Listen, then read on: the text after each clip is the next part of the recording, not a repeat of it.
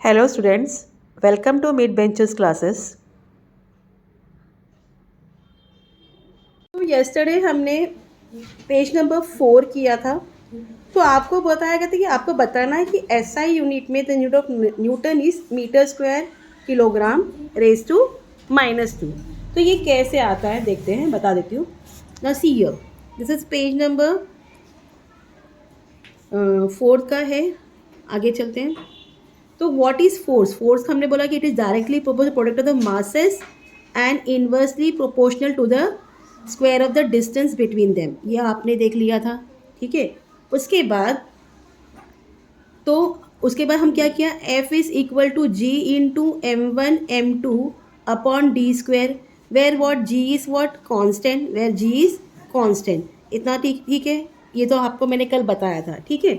उसके बाद क्या होता है, जब आप जी को यहाँ लाते हो फोर्स वहाँ आता है, जी इक्वल फोर्स इंटू ये रेसिप्रोकल हो जाएगा, ठीक है। ये डी इंटू डी स्क्वायर ऊपर आ जाएगा और मास 1 एंड मास 2 वो नीचे आ जाएगा। इतना पार्ट क्लियर। अब जो फोर्स है, फोर्स का जो यूनिट है वो क्या है, न्यूटन है। फोर्स की यूनिट न्यूटन है एंड डिस्टेंस का यूनिट क्या है, मीटर स्क्वायर है।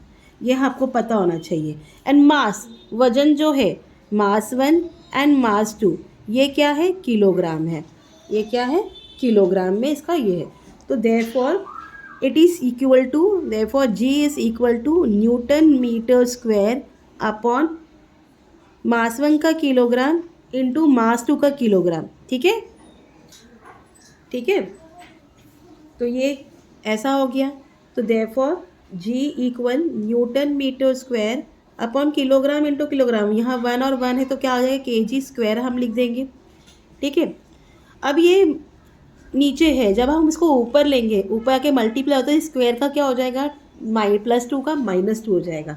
तो it will become G equal newton metre square into kilogram raise to -2। इस तरीके से ये आपको यूनिट मिलता है, एसआई यूनिट। इतना पार्ट क्लियर। तो यही चीज़ हमको बताया गया था। अब हम चलते हैं पेज नंबर 5 में। Now what is given in page number 5? The centre of mass of an object is the point inside or outside the object at which the total mass of the object can be assumed to be considered. The center of a mass, कोई भी object उसका centre, हाँ, of an mass of an object is a point inside और outside object, ठीक है, at which total mass of the object can be assumed to be concentrated. The center of mass of a spherical object having uniform density is at a geometrical center. अगर कोई चीज़ हम properly एक circle लेंगे तो इसका क्या होगा, centre geometrical centre होगा। The centre of mass of any object having uniform density is at its centroid, ठीक है। Now why did Newton use assume inverse square dependence on distance in which law of gravitation? अब Kepler's का जो law था, Newton's ने उसको क्यों ये किया, assume inverse square independence on distance in इस law of gravitation. He was held by Kepler's third law. हमने केप्लर्स का थर्ड लॉ देखा था, क्या था वो, केप्लर्स का थर्ड लॉ क्या था, टी स्क्वायर इक्वल टू के इंटू आर क्यूब, ये ना, ये था। तो ये लॉ ही क्यों यूज़ किया। तो यूनिफॉर्म, अब वो भी हम देखेंगे, ठीक है। इसमें अब पहले पढ़ लेती हूँ, फिर उसके बाद देखते हैं, ठीक है। तो कौन सा फॉर्मूला था वो न्यूटन्स का, वाई डिड, ये क्वेश्चन है जो why did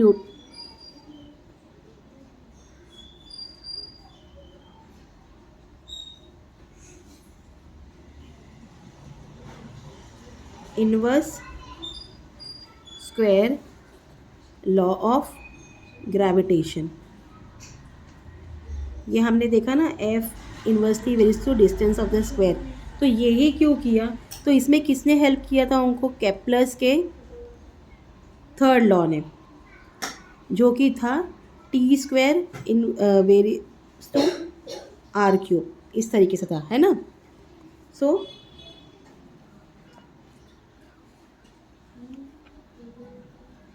late go further. Uniform circular motion, magnitude of centripetal force. Consider an object moving in a circle with a constant speed. अब एक ऑब्जेक्ट ले लो जो एक कॉन्स्टेंट स्पीड से गोल गोल गोल गोल घूम रहा है. We have seen earlier that such a motion is possible only when the object is constantly acted upon by a force directed toward the centre of the circle. हमने centripetal force में देखा कि कभी ये कब पॉसिबल है, जब centre से कोई फोर्स लगा रहा है और वो घूमते जा रहा है. ठीक है, ये तब पॉसिबल है. This force is called a centripetal force. इसको क्या बोलते हैं हम? Centripetal force. If M is the mass of the object, mass of the object क्या है? M equal to mass of the object. M is the mass of the object. V is speed, ठीक है, and R is radius of the circle. If m is the mass of the object, v is the speed and r is the radius of the circle. तो force equal क्या होता है? Force is equal to mass into V square speed upon radius. ये आपको formula है. Force is equal to mass into speed upon radius. Fine.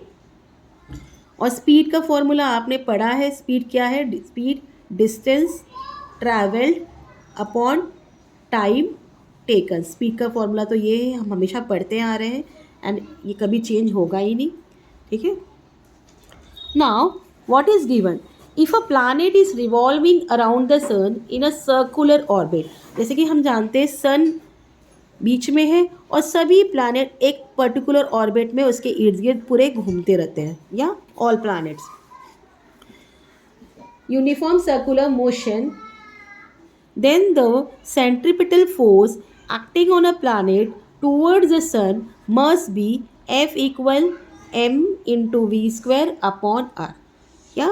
where m is the mass of the planet. अब जब यहाँ planet है तो m क्या है? ऑब्जेक्ट नहीं होगा, mass of the planet होगा, v स्पीड होगा उसका, and r is its distance from the sun. और r समझो यहाँ एक planet है, तो ये planet और sun के बीच में का जो distance है वो क्या है? वो r है. ठीक है, इतना part clear. The speed of a planet can be express in terms of the period of revolution. तो स्पीड ऑफ प्लैनेट इसको हम कैसे एक्सप्रेस करेंगे? Period of revolution that is T as follows. Okay, तो यहाँ आपको दिया गया है the distance travelled by a planet in one revolution is equal to perimeter of the orbit that is 2 pi R. Perimeter of the orbit क्या है? 2 pi R. और R क्या है? Distance of the planet from the sun. R क्या है? सन से वो planet कितने डिस्टेंस पर है वो. And time taken is equal to period of revolution that is T. इसको सबको हम लिख लेंगे अभी. Fine. So v equal to distance travel. Distance travel क्या है? 2 पाई आर है upon time taken that is T. मैं आपको अभी पहले ऐसे ओरली एक्सप्लेन करती हूँ, बाद में सॉल्व करके एक्सप्लेन करवा देती हूँ. So F is equal to M V square upon R. ये आपने देखा. इट इज़ इक्वल टू, चलो लेट्स सॉल्व, साथ साथ में सॉल्व भी करते हैं. सो फर्स्ट ऑफ ऑल हम लिख लेंगे क्या है? Distance travelled by planet in one revolution. Okay, in one revolution किसको इक्वल है? Perimeter of the orbit that is equal to 2 pi R. ठीक है. आर किसको इक्वल है? Distance of the planet from the sun. R किसको equal है? Distance of the planet from the sun. और time taken किसको equal है? Period of revolution. It's equal to period of revolution that is equal to T. या and v is equal to what? Speed. हमने बोला v equal to speed है, और speed क्या है? Distance travelled upon time taken. Distance travel upon time taken. ये तो था आपका स्पीड था. ठीक है. तो अगर distance travel upon time taken, ये किसको इक्वल हो गया? 2 pi R upon T. This much is clear. Okay.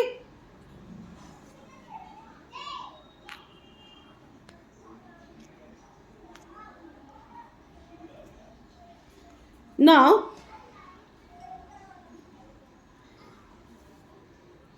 F is equal to M V square upon R, ये हमने देखा. सो वी स्क्वेयर क्या है, 2πr अपॉन टी. इसको हम वैसे ही लिखेंगे. देयरफॉर एफ इक्वल टू, अभी एम अपॉन आर को हम ऐसा अलग लिख लेते हैं जो कि आपको इजी पड़े समझने को. Into what is V, 2πr upon T the whole square. This much is clear. Then ये ओपन करिए तो क्या मिलेगा, f equal to M upon R into 2 2 ज़ा 4, पाई स्क्वेयर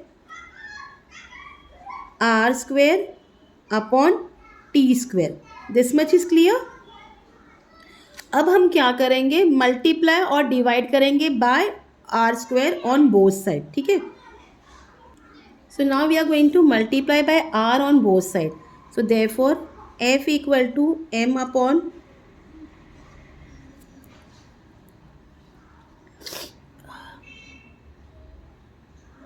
m को अंदर ले लीजिए, इसको 1 अपॉन आर लिख दीजिए, into m into 4π square into R square upon T square into R upon R. ठीक है, आर अपॉन आर हमने क्या किया, मल्टीप्लाई किया बाय आर. हाँ, मल्टीप्लाइंग एंड डिवाइड. ठीक है, इतना पार्ट क्लियर. अब ये r into R square R cube हो गया एंड दिस आर ये क्या हो जाएगा, R square. So therefore f equal to 1 upon, ये r हमने यहाँ मल्टीप्लाई कर दिया, आर स्क्वेयर हो गया into m 4π square into R square into R, ये क्या हो गया, आर क्यूब, ये हो गया टी स्क्वेयर. नाउ ये क्या है, ये कांस्टेंट वैल्यू है. अब ये कांस्टेंट वैल्यू कैसे है मैं आपको वो भी एक्सप्लेन कर देती हूँ. सी केप्लर्स का जो थर्ड लॉ था उसके हिसाब से हमें था कि T square is to R cube. हाँ, that for T square is equal to constant K into R cube. Therefore K equal to T square upon R cube. Therefore इसको हम k equal to R cube upon T square भी लिख सकते हैं. तो k क्या है, constant है, and R cube upon T square क्या है, कांस्टेंट वैल्यू है. वो क्या है, कांस्टेंट वैल्यू है. सो ये पूरा जो है ये क्या हो गया, ये कांस्टेंट हो गया. तो ये आपको मिला f equal to constant into 1 upon R square. तो therefore f is equal to 1 upon R square. क्यों, क्योंकि जो ये हमने लिखा है mass into 4π square and R cube upon T square, ये क्या है, ये कांस्टेंट वैल्यू है अकॉर्डिंग टू केप्लर्स लॉ. इसके लिए फोर्स क्या डायरेक्टली क्या हो गया, is equal to inversely varies to 1 upon the radius square, distance between the sun and the planet. Okay, आप इसको ऐसे भी लिख सकते हो. Therefore f equal to 1 upon R square. इतना पार्ट क्लियर हो गया आपको. तो यही था आपके बुक में. अब इसको पढ़ के सुनाती हूँ, वापस से एक बार चाहिए तो एक्सप्लेन कर दूँगी. Thus Newton concluded that the centripetal force, which is the force acting on the planet and is responsible for its circular motion, must be inversely proportional to the square of the distance between planet and the sun. क्या मालूम पड़ा कि force जो है, जो act हो रहा है उस पर, वो जिस पर वो सर्कुलर मोशन रिस्पॉन्सिबल है, वो क्या है, it is inversely proportional to the square of the distance between the planet and the sun. Newton identified this force with the force of gravity and hence postulated the inverse square law of gravitation. तो उन्होंने force of gravity को identify किया और ये conclusion पर आए, the inverse square law of gravitation. The gravitational force is much weaker than other forces in nature. ठीक है, जो भी ग्रेविटेशनल फोर्स है वो बाकी फोर्स से बहुत वीकर है, but it controls the universe and decides it future. Then also वो क्या करता है, यूनिवर्स को कंट्रोल करता है और उसकी फ्यूचर को डिसाइड करता है. This is possible because of the huge masses of a planet. और ये क्यों पॉसिबल है? क्योंकि जो हमारे प्लानट्स है उसके मासेस क्या है, वो काफ़ी ह्यूज है, काफ़ी बड़ा है स्टार्स का and other constituent of the universe. इसके लिए मतलब उसका जो ग्रेविटेशनल है it is weaker, then also it controls whole universe and वो उसका फ्यूचर डिसाइड करता है. Because of what? Because of the mass of the huge mass of planet. Mass का जो प्लानट का जो मासेस है वो काफ़ी बड़ा है एंड जो भी अदर पार्ट है हमारे अदर थिंग्स है गैलेक्सी में जैसे स्टार्स है, बाकी सब कॉन्स्टिट्यूंट्स है, वो सब चीज़ों को पकड़ के. ठीक है. सो ये था आपका पेज नंबर 5. तो we will proceed further tomorrow on page number 6. इसमें एग्ज़ाम सम्स है तो कल में हम सम्स करेंगे. Okay. Till then please do like share and subscribe my channel. Thank you for watching. Please like करिए. जितना लाइक करोगे उतना मेरा चैनल आगे बढ़ेगा. Take care. बाय.